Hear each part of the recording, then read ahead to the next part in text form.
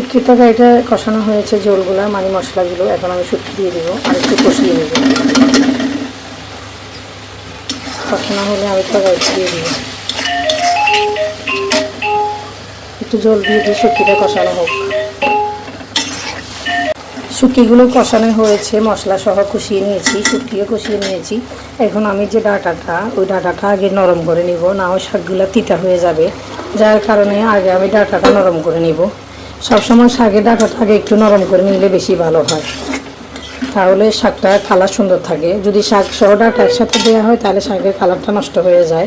তো যার কারণে আমি সবসময় মোটা ডাঁটা যেটা হয় সেটা আগে সিদ্ধ করে নিই, পরে শাকগুলো দিয়ে দিই। এখন এটা কষানো হলে তারপর আমি ঝোল দিয়ে শাক দিয়ে দিব। শাকের ডাঁটাগুলো সিদ্ধ হয়েছে, এখন ঝোল আছে, এই ঝোলটাতে আমি শাক দিয়ে দিব। এখানে শুটকিও দেওয়া আছে। আজকে আমি শুটকি দিয়ে ভাত খাবো। আমার মাছ গোস্ত বিরিয়ানি কোরমা থেকে শুটকির তরকারিটা বেশি ভালো লাগে। শাকের ডাঁটাটা সিদ্ধ করে নিয়েছি একটু করে হালকা। এখন শাকের সাথে বাকিটা ডাঁটা সিদ্ধ হয়ে যাবে। শাকগুলো দিয়ে দিয়েছি। শাকের ডাঁটা সিদ্ধ হয়ে গেলে শাকটা নামিয়ে নেব, নেড়ে ছেড়ে দিচ্ছি। শাকটা ভাজার জন্য শুকনো মরিচ, পেঁয়াজ, রসুন কুচি দিয়েছি। শাক একটু একদম অল্প হয়ে গিয়েছে। এখানে সিদ্ধ সময় লবণ আর কাঁচামরিচ দিয়ে দিয়েছি, তাই এখানে আর কাঁচামরিচ দিব না, এখানে রসুন কুচি আর পেঁয়াজটা দিব। শাক ভাজার জন্য পেঁয়াজ রসুন ভাজা হয়ে গিয়েছে, এখন শাকটা দিয়ে দিচ্ছি।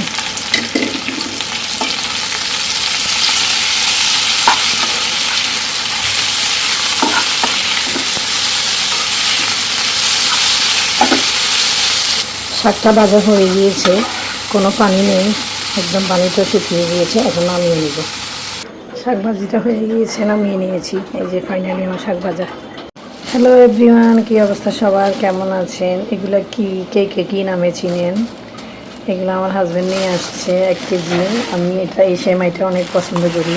কে কী নামে, কোন নামে চিনেন জানি না, তবে আমরা বলি চুটকি সেমাই। মানে এটা ছোট করে বানানো হয়, তো যার কারণে এটাকে আমরা চুটকি সেমাই। ছোটোবেলা আমরা অনেক বানিয়েছি, এখন তো আর বানাতে হয় না, সব রেডিমেড পাওয়া যায়, মেশিনের মাধ্যমে বানায় এটাকে। তো এটা আধা কেজি নিয়ে আসছে। আমি গ্রামে গিয়েও ফেনী থেকে যখন বাজার করেছিলাম এটা আধা কেজি কিনেছিলাম। আমি সব রান্না করে কিছু খেয়ে আসছি, বাকিগুলো আম্মুদেরকে দিয়ে আসছি। আম্মুরা তো এখন গ্রামে আসে নাই। তো এটাকে কী নামে চিনেন জানি না, এটাকে আমরা চুটকি সেমাই বলি। অনেক মজা রান্না করলে দুধ দিয়ে। অনেকে নারকেল দেয়, আমি নারকেল খেতে পারি না, গ্যাস করে।